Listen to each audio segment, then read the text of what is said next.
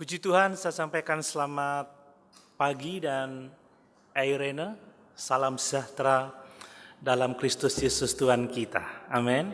Sungguh kita bersyukur kalau kembali kita boleh bersama-sama bersekutu, beribadah. Ini adalah kehendak Tuhan, karena Tuhan telah menetapkan gereja sebagai pusat keselamatan, di mana di dalam persekutuan orang-orang percaya kita saling dibangun untuk disiapkan melakukan pekerjaan Tuhan. Amin. Mari pada kesempatan ini kita akan membaca firman Tuhan di dalam 1 Tesalonika pasal 5. 1 Tesalonika pasal 5 ayat 23 sampai ayat yang ke-28. 1 Tesalonika pasal 5 ayat 23 sampai 28. Saya membaca untuk kita sekalian, demikian firman Tuhan. Semoga Allah damai sejahtera menguduskan kamu seluruhnya, dan semoga roh, jiwa, dan tubuhmu terpelihara sempurna dengan tak bercacat pada kedatangan Yesus Kristus Tuhan kita. Ia yang memanggil kamu adalah setia, ia juga akan menggenapinya. Saudara-saudara, doakanlah kami. Sampaikanlah salam kami kepada semua saudara dengan cium yang kudus. Demi nama Tuhan, aku minta dengan sangat kepadamu, supaya surat ini dibacakan kepada semua saudara. Kasih karunia Yesus Kristus Tuhan kita menyertai kamu. Puji Tuhan. Haleluya. Bapak Ibu saudara sekalian, pada kesempatan ini kita akan belajar bersama-sama dari firman Tuhan tentang bagaimana kita menjadi gereja yang kudus. Bagaimana kita menjadi gereja yang suci di hadapan Tuhan. Di awal tahun 2021 ini, kita banyak berharap supaya pandemi COVID-19 dapat segera diatasi. Kita bersyukur karena vaksin sudah mulai disosialisasikan dan dimulai dari presiden kita sudah divaksin terlebih dahulu. Kita berharap bahwa di tahun ini, tahun 2021, akan terjadi perbaikan dan kita dapat beraktivitas dengan lebih baik lagi dalam persekutuan. Namun demikian, kita melihat bahwa di awal tahun baru ini belum kita selesai dengan pandemi COVID-19. Kita mendengar berita kecelakaan pesawat terbang yang merenggut korban seluruh penumpangnya, dan di beberapa daerah di negara kita mengalami gempa bumi dengan korban yang cukup banyak. Saya mendapatkan foto-foto dari teman-teman di daerah Sulawesi Barat. Belum lagi juga banjir di mana-mana, bahkan di Kabupaten Jember juga banjir. Saudara, ternyata benar bahwa kita dapat mengharapkan penderitaan di masa yang akan datang. Amin. Benar, saudara. Ini adalah awal dari penderitaan dan akan terus semakin meningkat sampai kedatangan Tuhan kita kali yang kedua. Itu sebabnya kenapa kita sebagai orang-orang percaya di minggu pertama tahun ini, saudara, kita belajar tentang bagaimana kita seharusnya menyerahkan masa hidup kita ke dalam tangan Tuhan. Amin. Karena hanya Tuhan yang sanggup menolong kita untuk melalui masa-masa sukar. Justru hari-hari ini, selama kita dalam keadaan baik-baik saja, inilah kesempatan kita untuk mempersiapkan diri kita sebaik mungkin untuk menghadapi kesukaran yang terjadi di masa yang akan datang. Baik itu kesukaran karena siklus hidup kita yang semakin hari semakin menua, juga untuk kesukaran yang tidak bisa kita prediksi. Dengan menyerahkan masa hidup kita ke dalam tangan Tuhan dengan sungguh-sungguh, kita akan dikuatkan untuk melalui masa-masa sukar. Amin. Itu yang kita butuhkan. Dan di minggu yang kedua kita telah belajar bersama-sama Saya yakin itu semua karena pertolongan Tuhan, saudara. Kita didorong untuk kita keluar dari kelemahan rohani. Tahun ini kita harus lebih banyak berdoa untuk pertumbuhan rohani kita. Supaya kita dikuatkan oleh roh Tuhan di dalam batin kita. Untuk mengenal betapa besar kasih Tuhan kepada kita. Supaya kita dipenuhkan dalam seluruh kepenuhan Allah, kita menjadi dewasa seperti Kristus. Supaya pada akhirnya hidup ini sungguh-sungguh dapat memuliakan Tuhan. Amin. Kita kuat. Kita hadir sebagai terang bagi dunia yang penuh dengan kegelapan ini. Dan saat ini saudara, melalui ayat-ayat ini saya mendorong kita untuk menetapkan tujuan di tahun ini. Supaya sebagai pribadi, bahkan sebagai gereja Tuhan, kita menjadi gereja yang kudus di hadapan Tuhan. Amin. Kenapa? Kekudusan sangat penting bagi kita, saudara.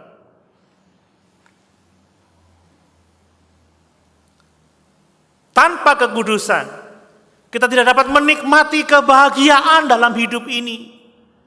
Tanpa kekudusan, kita tidak akan dapat memiliki kehidupan yang kekal.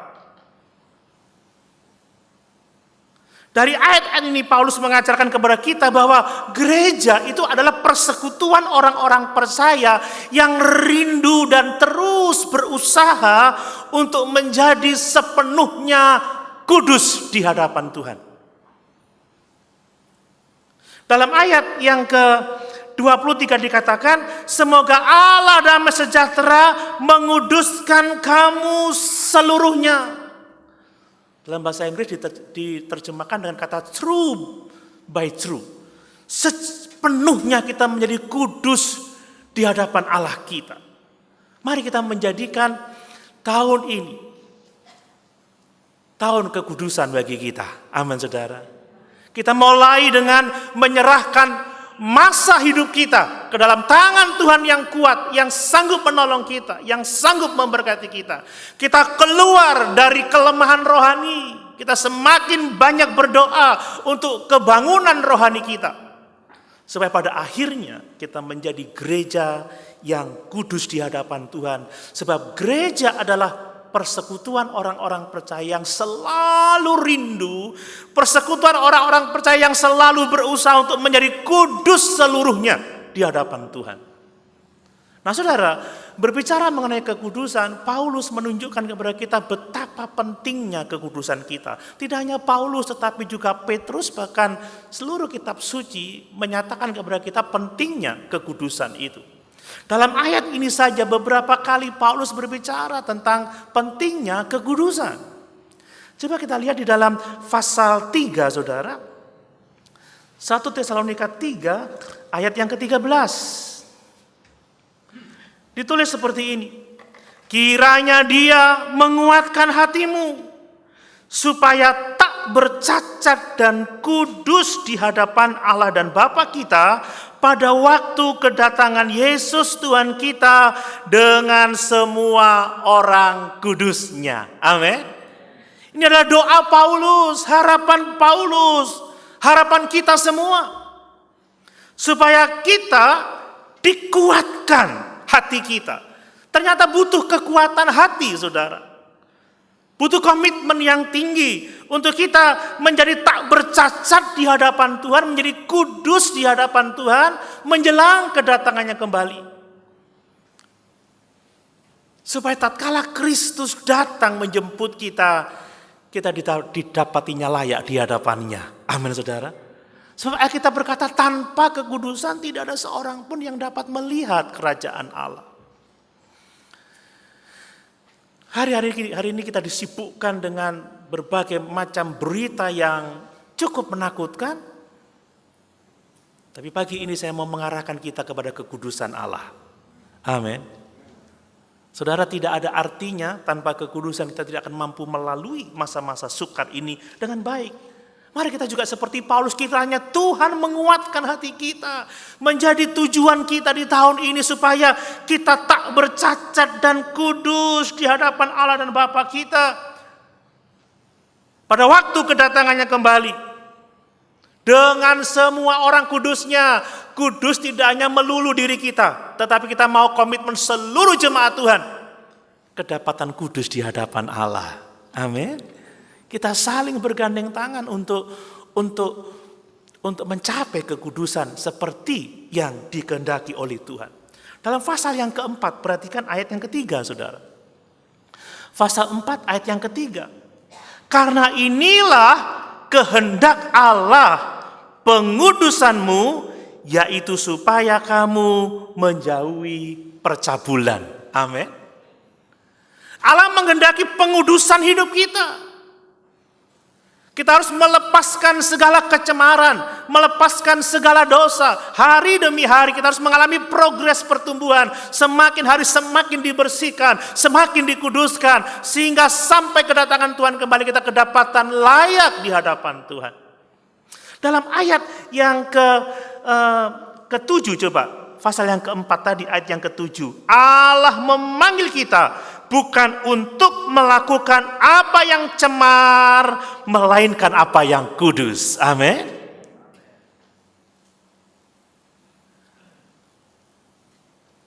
Banyak hal yang telah kita lakukan. Pertanyaannya, apakah hanya yang kudus yang kita lakukan?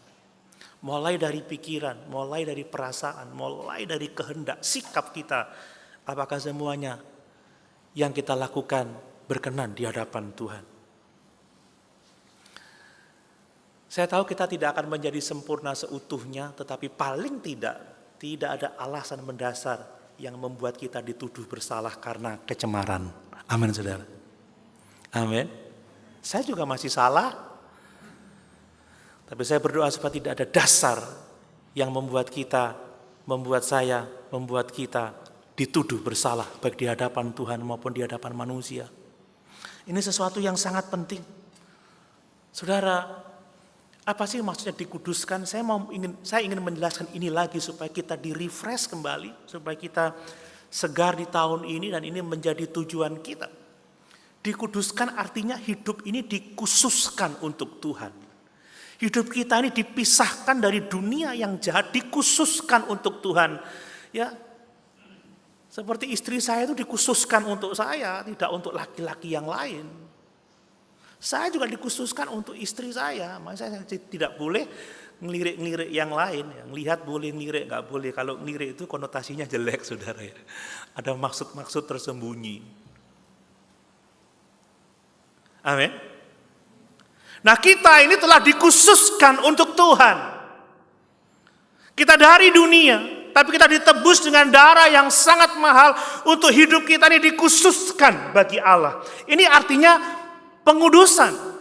Kita menjadi kudus. Kita bukan lagi milik dunia ini. Kita bukan lagi milik kuasa-kuasa kegelapan. Tetapi sepenuhnya kita milik Allah. Kita hanya untuk Allah. Seluruh hidup kita hanya semata untuk Tuhan. Tidak untuk yang lain. Sudahkah kita mempersembahkan seluruh hidup kita untuk Tuhan? Bukan untuk yang lain. Tidak hanya secara fisik kita ada di dalam gedung gereja ini, tetapi pikiran kita, perasaan kita, kehendak kita, semuanya milik Tuhan. Ada banyak orang gandeng tangan sama istrinya, tetapi hatinya ada di tempat yang lain. Ada banyak orang duduk di gedung gereja, tetapi pikirannya ada di dalam hal-hal yang lain. Kita harus dikhususkan.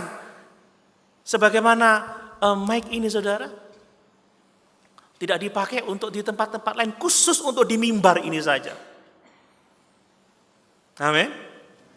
Gak bisa sembarang dipinjam. Ini gitar, keyboard dikhususkan untuk gereja, tidak dipakai untuk konser musik dan lain sebagainya. Ya. Ini Ovi ini pemain bass tapi nggak main di kafe. Tapi di GPD Eklesia dikhususkan keahliannya untuk melayani Tuhan. Haleluya, saudara. Itu maksudnya dikuduskan. Dan memang, saudara, Tuhan itu selalu memerintahkan umatnya untuk kudus. khusus untuk Tuhan, tidak untuk yang lain. Lihat dalam 1 Petrus 1 ayat 15 sampai 16. 1 Petrus 1 ayat 15 sampai 16.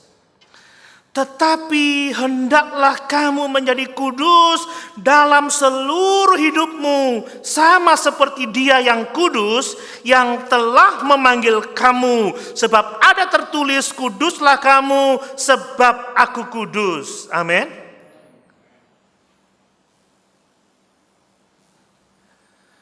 Apakah masih ada yang memiliki hidup kita selain Allah?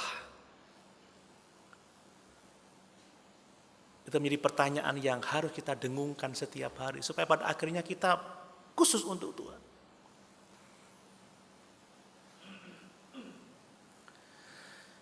Berbicara tentang kekudusan, ada 3 aspek kekudusan, saudara. Ya, yang pertama adalah kekudusan secara keberadaan, jadi secara posisi kita ini milik Tuhan. Amin. Kita ini orang-orang kudusnya Tuhan. Secara posisi kita ini milik Tuhan. Belong to God. Ini kita. Belong to Christ secara posisi. Sekalipun mungkin perbuatan saya masih kurang-kurang benar, tapi secara posisi kita ini milik Tuhan. Dan itu hanya oleh karena pengorbanan Yesus di atas kayu salib dan oleh karena iman yang dianugerahkan kepada kita. Coba 1 Korintus pasal 1 ayat 2. 1 Korintus pasal 1 ayat 2.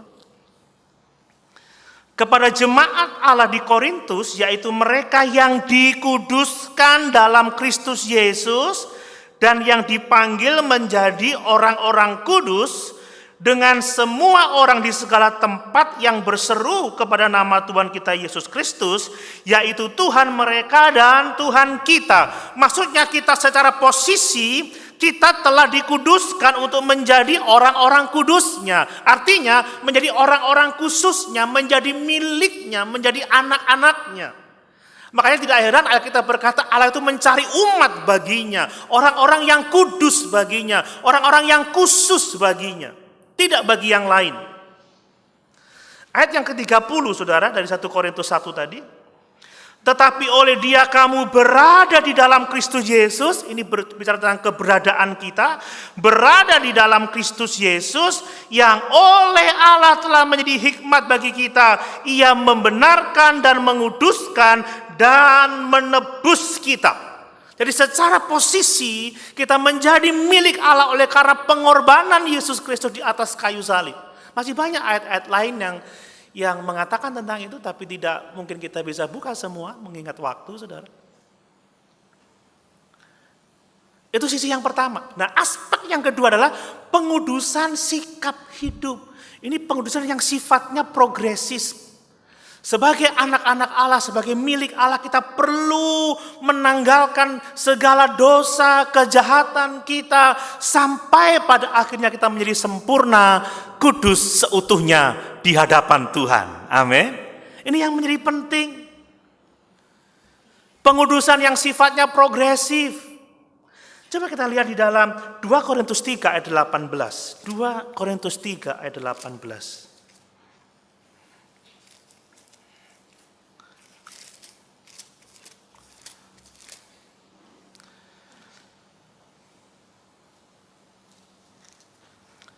Demikian firman Tuhan.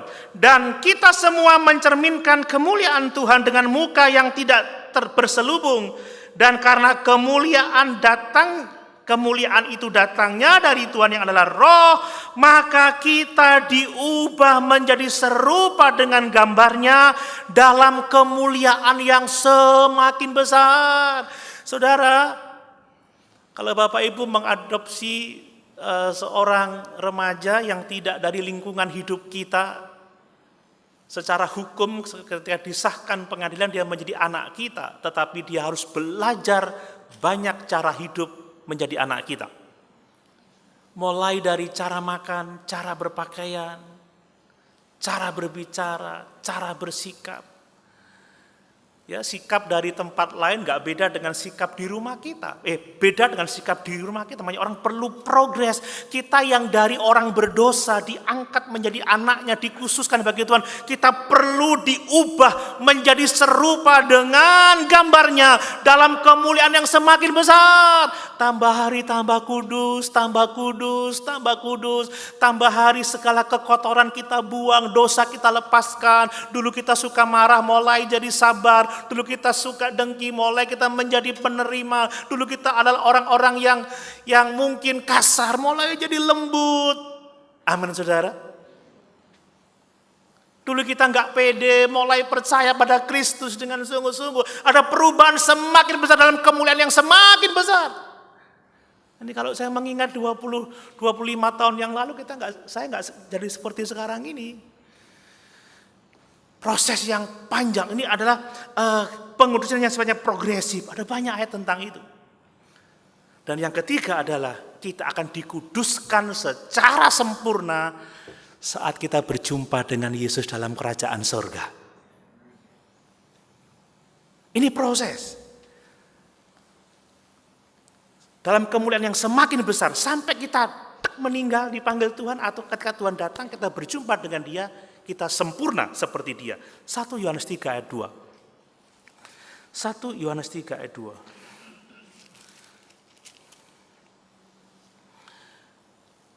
Saudara-saudaraku yang kekasih, sekarang kita adalah anak-anak Allah, tetapi belum nyata apa keadaan kita kelak. Akan tetapi kita tahu bahwa apabila Kristus menyatakan dirinya, perhatikan, kita akan menjadi sama seperti Dia, sebab kita akan melihat Dia dalam keadaannya yang sebenarnya. Perhatikan frasa, kita akan menjadi sama seperti Dia. Allah yang adalah kudus, dan kita menjadi kudus sama seperti Dia. Hanya yang membedakan, saudara, Dia adalah pencipta, sementara kita ini hanyalah ciptaan. Amin. Ini penting. Jadi Paulus dalam 1 Tesalonika pasal yang kelima ini dia berbicara tentang pengudusan yang sifatnya progresif. Kita harus diubah hari demi hari ke dalam kemuliaan yang semakin besar, yang semakin mulia. Meskipun kita tidak akan sempurna dalam hidup ini sampai kita bertemu dengan Tuhan, tapi tiap-tiap hari kita harus menunjukkan kemajuan. Amin. Tiap-tiap bulan kita harus menunjukkan kemajuan dalam kekudusan. Tiap-tiap tahun kita harus lebih baik dari sebelumnya. Berapa tahun Bapak Ibu Saudara ikut Tuhan? Apakah lebih baik dari beberapa tahun yang lalu? Atau ada orang bilang jadi Kristen podo wae, ra ono bedane, pada baik. Sami mawon, begitu.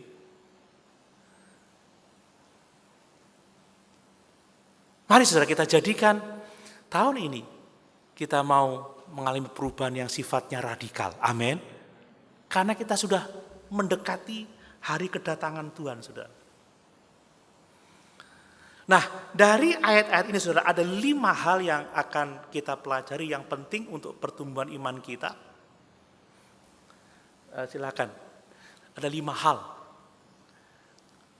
Mungkin Bapak Ibu akan bertanya, selesai jam piro ini? Tenang, enggak diselesaikan sekarang.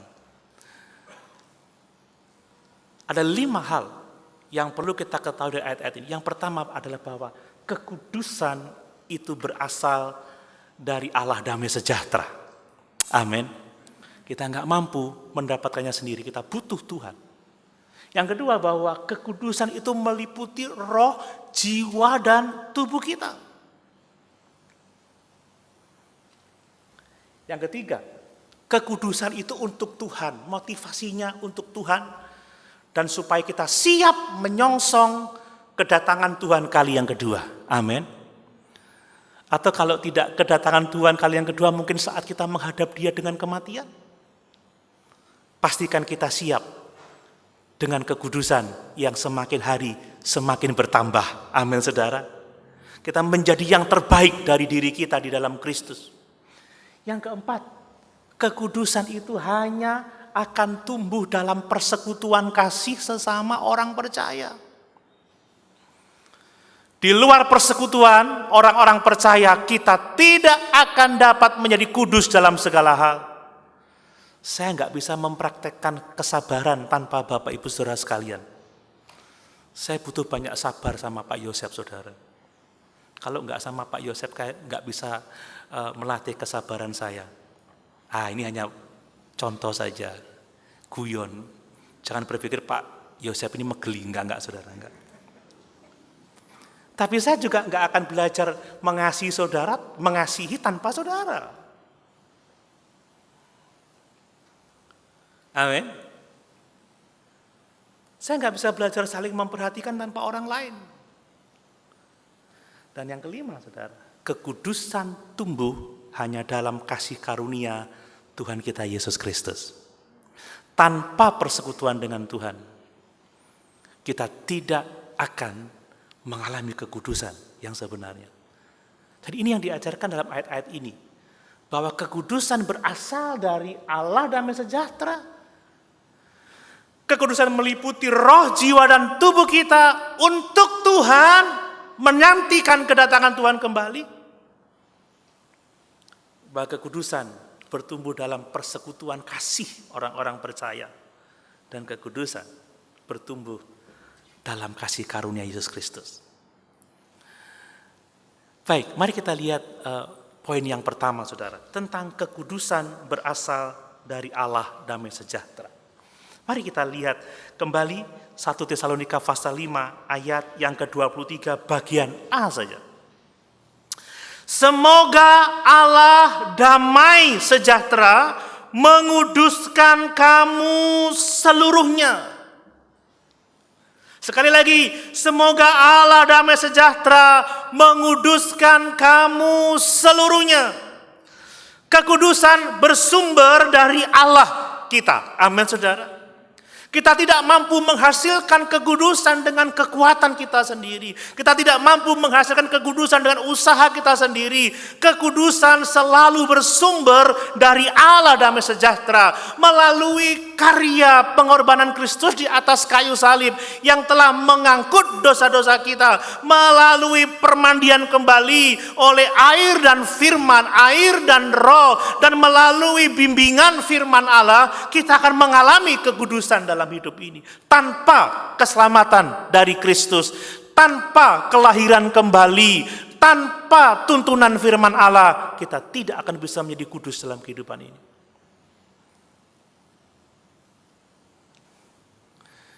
Jadi jangan berpikir, alah, aku iso dewe, aku tidak butuh orang lain. Kita sudah melihat kekudusan itu bertumbuh dalam persekutuan kasih orang-orang percaya. Amin. Mari kita memandang kepada Tuhan. Kalau kita ingin mengalami kekudusan hidup, mulai kita memandang sungguh kepada Allah, memastikan persekutuan kita dengan Tuhan, memastikan bahwa kita ada di dalam Dia. Banyak orang Kristen yang selalu bergumul dengan dosa, bergumul dengan persoalan hidupnya, tanpa mengalami kemenangan. Dia menyalahkan sana, pendetanya doanya nggak manjur, gerejanya nggak menolong, dan lain sebagainya. Sudah lupa bahwa problem sesungguhnya adalah bahwa kita tidak memiliki hubungan yang sungguh-sungguh dengan Tuhan. Amin. Kita nggak memiliki hubungan yang langsung dengan Tuhan untuk menikmati kuasa yang menguduskan kita, untuk menikmati kelahiran kembali, untuk menikmati tuntunan firman Allah yang nyata dalam kehidupan kita.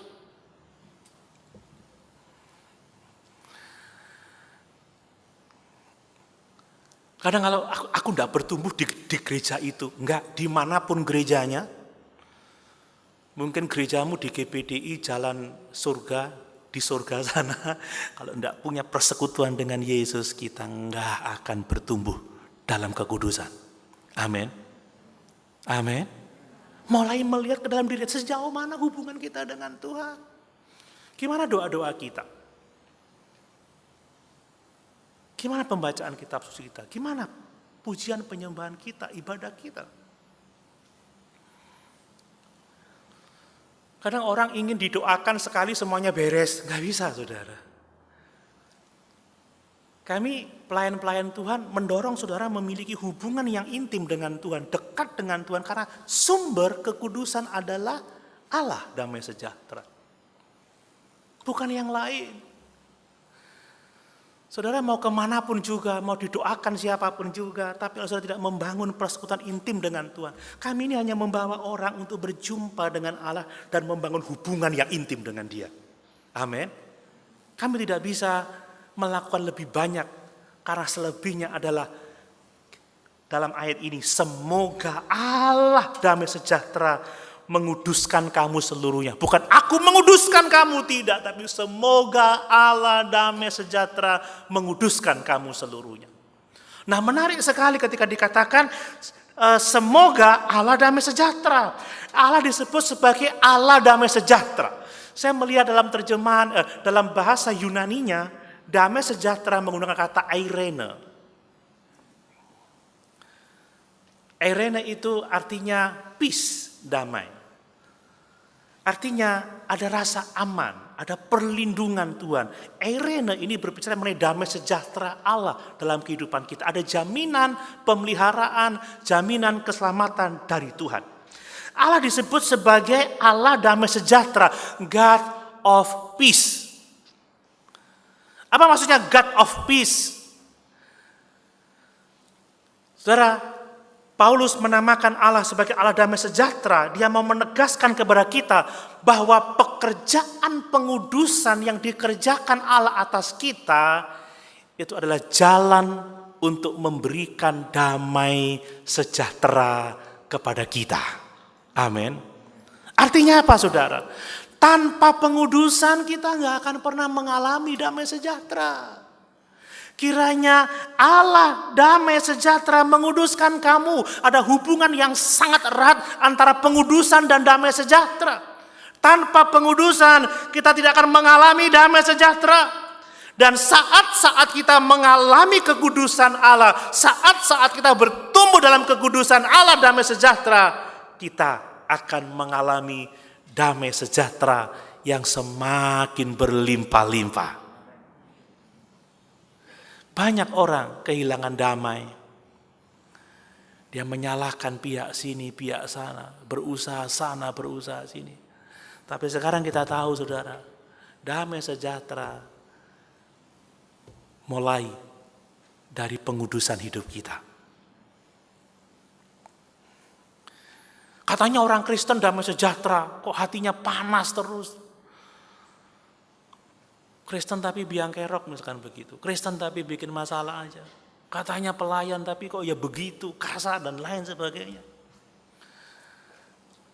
Jangan-jangan kita belum mengalami pengudusan dengan sesungguhnya. Karena tanpa pengudusan gak ada damai sejahtera Allah. Hanya pengudusan yang membuat Allah memberikan damai sejahtera itu. Kalau kita bertumbuh dalam pengudusan, saudara, ada damai sejahtera dalam kehidupan kita. Nah, berbicara mengenai damai sejahtera, itu adalah konsep Ibrani, saudara. Eirene itu mengacu kepada kesejahteraan yang sifatnya menyeluruh. Ini kesejahteraan yang sifatnya total, sejahtera dalam hal yang sangat luas, yang sangat besar. Kalau orang mengalami damai sejahtera, mengalami eirene itu, saudara, maka ada harapan bahwa keluarganya akan mengalami eirene. Kalau kita mengalami eirene dan keluarga-keluarga Kristen mengalami eirene, maka ada harapan gereja mengalami eirene itu. Kalau gereja dipenuhi eirene damai sejahtera itu, maka masyarakat kita juga akan dapat mengalami damai sejahtera.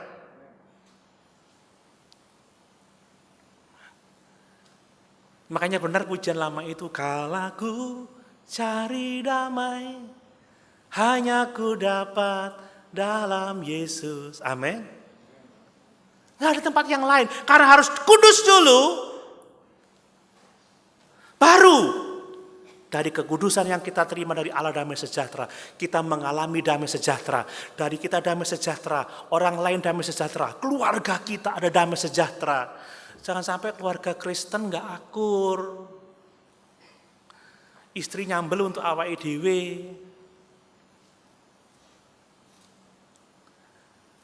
Rumah diperbesar, diperluas banyak kamar supaya tidur dewe-dewe.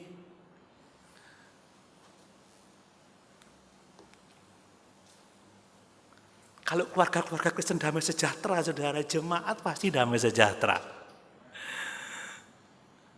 Kalau jemaat-jemaat di Jember damai sejahtera, kota Jember damai sejahtera.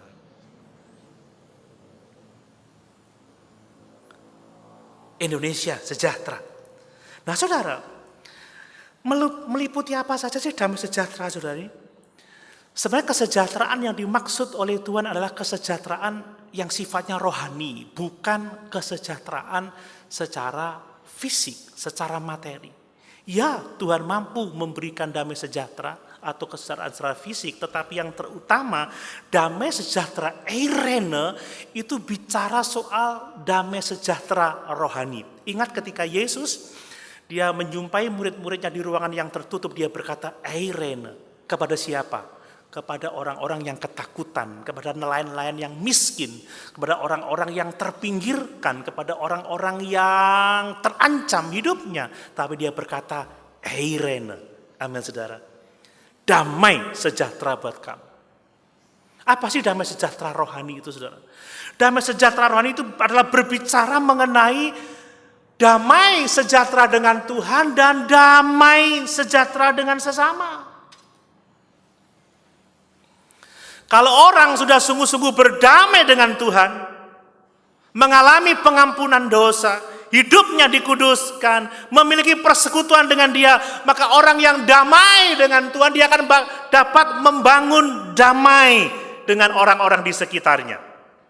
Ingat bahwa orang yang mengaku mengasihi Allah tetapi membenci saudaranya, dia menipu dirinya sendiri. Kita tidak mungkin mengasihi Allah tetapi membenci orang-orang di sekitar kita. Orang yang damai dengan Allah, dia pasti berdamai dengan sesamanya. Amin. Jadi persoalannya adalah persekutuan dengan Tuhan. Damai, eirene ini adalah damai dengan Tuhan dan damai dengan sesama. Selalu dimulai dengan damai dengan Tuhan, baru damai dengan sesama. Kalau ada orang-orang yang tidak bisa mengampuni, orang-orang yang egois, orang-orang yang menang sendiri, jangan-jangan dia belum berdamai dengan Tuhan.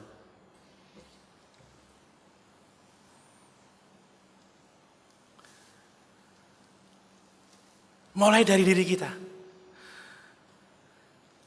Tuhan itu memenangkan kita dengan perjuangan yang sangat hebat. Dan hamba-hamba Tuhan yang melayani kita, memenangkan kita dengan perjuangan yang sangat hebat. Supaya kita berdamai dengan Tuhan dan dapat berdamai dengan sesama. Dan ini hanya datang dari iman yang sungguh-sungguh kepada Tuhan dan Juru Selamat kita Yesus Kristus. Amin, saudara. Bagaimana dengan persekutuanmu dengan Tuhan? Apakah sungguh-sungguh engkau berdamai dengan Dia? Apakah engkau intim, engkau punya kedekatan, engkau tidak perlu merasa malu datang karena keberdosaanmu, engkau merasa dirimu dikuduskan, engkau merasa dekat, engkau dekat dengan firman.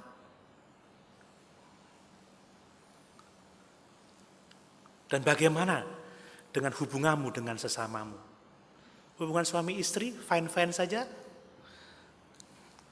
Jangan-jangan gara-gara stay at home karena sering ketemu malah tidak akur. Ada banyak masalah ekonomi, banyak orang jadi tidak akur, masalah pendidikan anak tidak akur. Waktu ngajari anaknya capek, iki anaknya sapa tok goblok nih. Lho anake dhewe dipikir anake sapa? Pak, anak ini, anakmu nih, ajaran. Jadi ada masalah lagi. Aduh, tapi kalau orang berdamai dengan Tuhan, dia dapat berdamai dengan sesamanya. Amin. Makanya suami istri yang mengasihi Tuhan hubungannya pasti baik. Tapi kalau suami istri yang mengaku mengasihi Tuhan, mengaku tapi hubungannya tidak baik, pengakuannya palsu.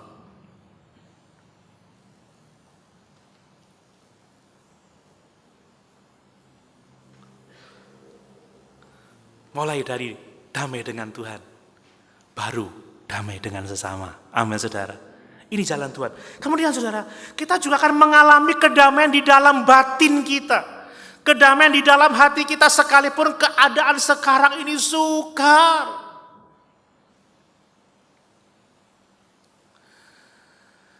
Saya bisa memahami betapa susahnya orang-orang yang harus diisolasi, harus dirawat. Dia tidak bisa lagi mengelola bisnisnya.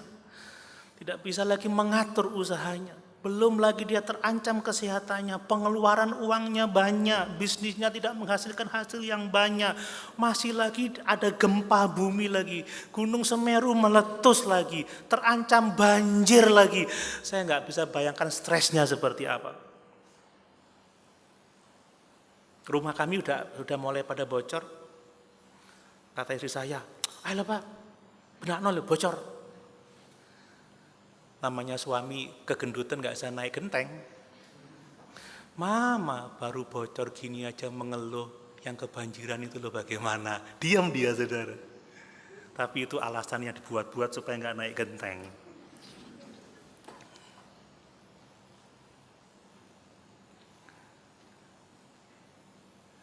Kalau kita dikhususkan untuk Allah, sekalipun keadaan sukar, mungkin kita nggak bisa mengendalikan, kita nggak bisa buat apa-apa, wis tergeletak saudara, nggak tahu bagaimana.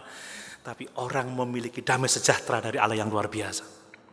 Kalau dia dekat dengan Allah, kalau dia berdoa, kalau dia intim dengan Tuhan. Satu ayat terakhir pada bagian ini saudara, dalam Filipi 4 ayat 6 sampai 9. Filipi 4 ayat 6 sampai 9.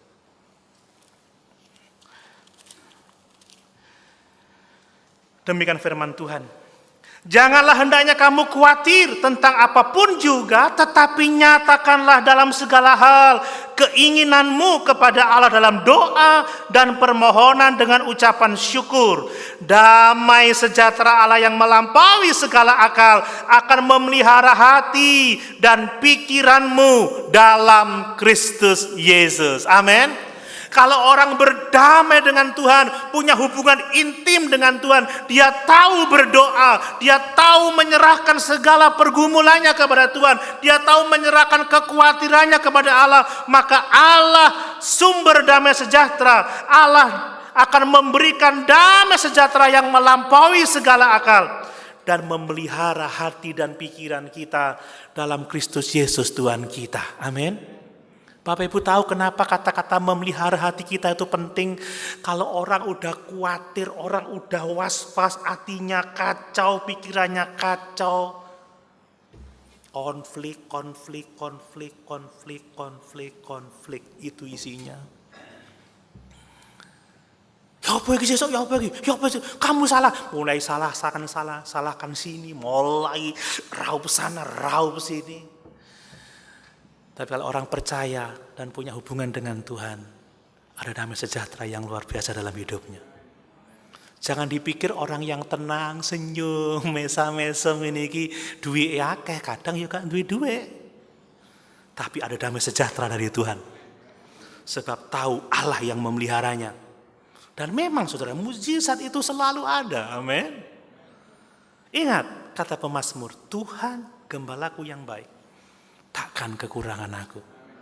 Kalau kita dekat dengan Sang Gembala, kalau kita mendengar suaranya, kalau hidup kita khusus untuk Tuhan, engkau akan mengalami eirene itu. Damai dengan Tuhan, damai dengan sesama, dan damai di dalam batinmu, sebab Yesus telah mati dan bangkit untuk kita. Amin. Mari sama-sama.